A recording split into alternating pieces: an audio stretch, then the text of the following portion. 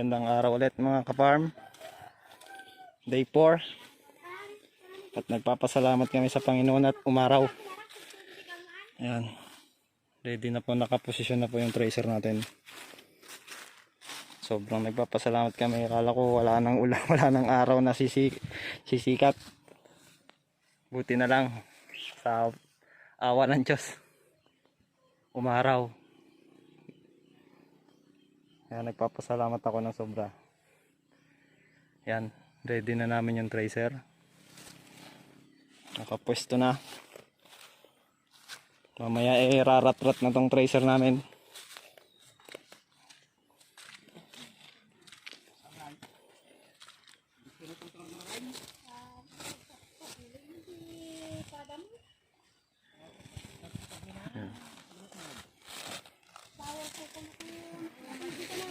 Rat-ratan na mamaya.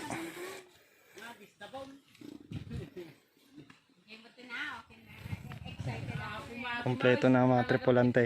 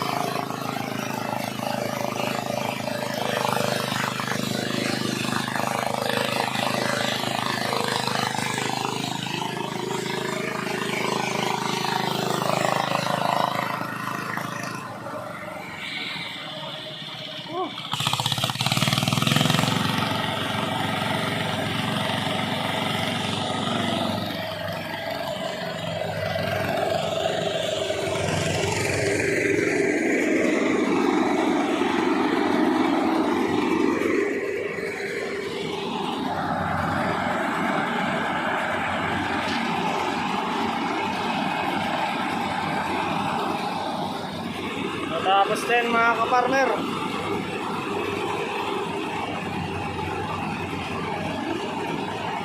Tapos din ang aming tracer. Bibilangin na namin ang total ng sako na tracer na mais. Bali nandiyan na yung buyer. Ayan, nakaabang na po yung help nila. Kung hindi sana nag-uulan-ulan tapos sana to.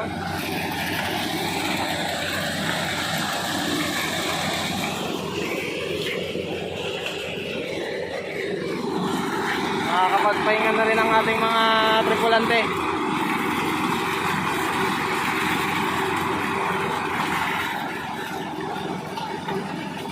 Sid!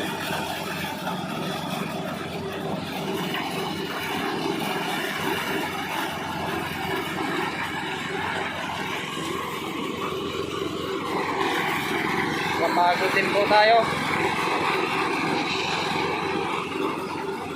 At isa po tayo sa tumulong sa nagkamata dito.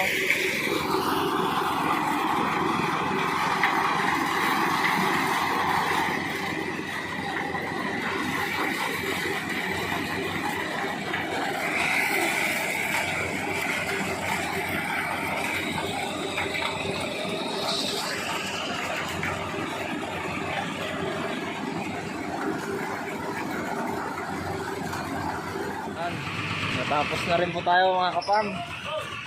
Naka 264 no? Nakaban. Ayan, kakarga na po nila yung ating treasure na mais.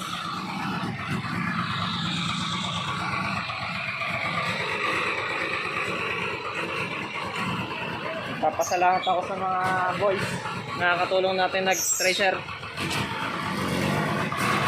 Pinagpala tayo ng mga masisipag na kasamahan.